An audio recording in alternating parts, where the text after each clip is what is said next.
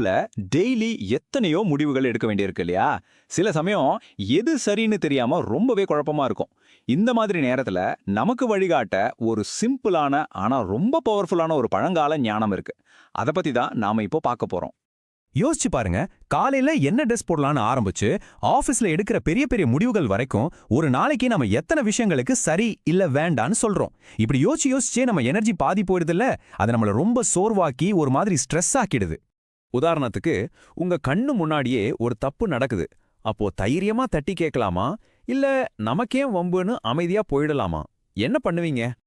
இல்லனா ஒரு வேலையை முடிக்க ரெண்டு வழி இருக்கு. ஒன்னு கொஞ்சம் கஷ்டமான ஆனா நேர்மையான வழி. இன்னொன்னு ரொம்ப ஈஸியான ஒரு ஷார்ட்கட். ஆனா அதுல ஏதோ தப்பு இருக்குன்னா உங்க மனசுக்கு தெரியும். நீங்க எதை செலக்ட் பண்ணுவீங்க? இன்னொரு சிச்சுவேஷன், யாரோ ஒருத்தரை பத்தி ஒரு ரூமர் உங்க காதுக்கு வருது. அது உண்மையா பொய்யான்னு கூட உங்களுக்கு தெரியாது. அத மத்தவங்க கிட்ட ஷேர் பண்ணலாமா வேணாமா? பாருங்க, இந்த மாதிரி சின்ன சின்ன முடிவுகள் தான் நம்மளோட ஒவ்வொரு நாளையும் உருவாக்குது. சரி, இந்த மாதிரி டெய்லி வர்ற குழப்பங்களுக்கு நடுவுல தெளிவா ஒரு முடிவெடுக்க ஒரு சூப்பரான திசை காட்டி இருக்கு. அதுவும் கிட்டத்தட்ட 2000 வருஷத்துக்கு முன்னாடியே நமக்கு கிடைச்ச ஒரு விஷயம்.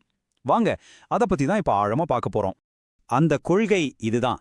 ஒருவர்க்குச் செய்யத்தக்கது அறமே, செய்யாமல் காக்கத் தகுந்தது பழியே. என்னடா இதுன்னு யோசிக்காதீங்க.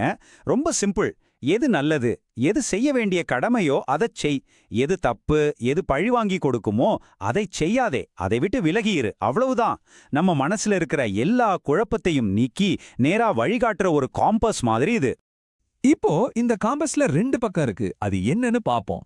இத புரிஞ்சுக்கிட்டா நம்ம பாதை ரொம்ப கிளியர் ஆயிடும். யோசிச்சு பாருங்களேன். நம்ம செய்யற ஒவ்வொரு விஷயத்தையும் இந்த 2 கேட்டகரிக்குள்ள கொண்டு வந்துடலாம். ஒன்னு செய்ய தகுந்தவை, அதாவது நல்லது. இன்னொன்னு தவிர்க்க வேண்டியவை, அதாவது கெட்டது. இப்படி பிரிச்சு பார்க்க ஆரம்பிச்சா போதும் முடிவெடுக்கிறது எவ்வளோ ஈஸி ஆயிடும் இல்லையா? சரி, செய்ய தகுந்தது அல்லது அறம்னா என்ன? பெருசா யோசிக்க வேண்டாம். இன்னைக்கு உலகத்துல நேர்மையா இருக்கிறது, மத்தவங்க கிட்ட அன்பா நடந்துக்கிறது, முடியலன்னு சொல்றவங்களுக்கு ஒரு சின்ன உதவி பண்றது, இதெல்லாமே அறம்தான்.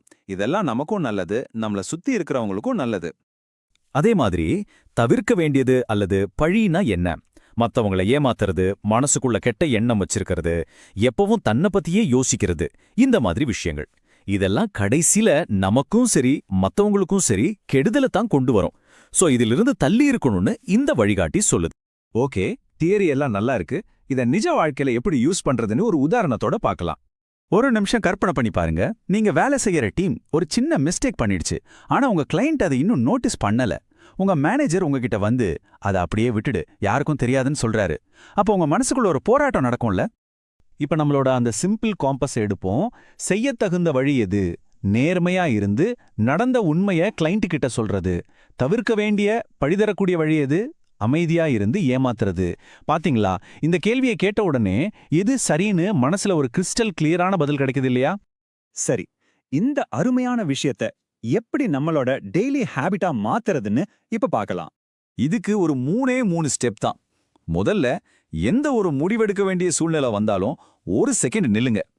ரெண்டாவது, உங்களையே கேட்டுக்கோங்க, நான் பண்ண போறது நல்லதா கெட்டதா, இது அறமா பழியான்னு. மூணாவது, அந்த பதில்ல இருந்து கிடைக்கிற தெளிவோட நம்பிக்கையா அந்த முடிவை எடுங்க. நாம இப்ப பேசினது வெறும் ஒரு தகவலா மட்டும் இல்லாம உங்க வாழ்க்கையில ஒரு மாற்றத்துக்கான தொடக்கமா இருக்கட்டும். நீங்களே யோசிச்சு பாருங்க, இன்னைக்கு இந்த நிமிஷத்துல இருந்து நீங்க செய்யக்கூடிய அந்த செய்யத்தகுந்த நல்ல விஷயம் ஒண்ணு என்னவா இருக்கும்? ஒரு சின்ன விஷயமா கூட இருக்கலாம். அதை யோசிச்சு செயல்படுத்துங்க.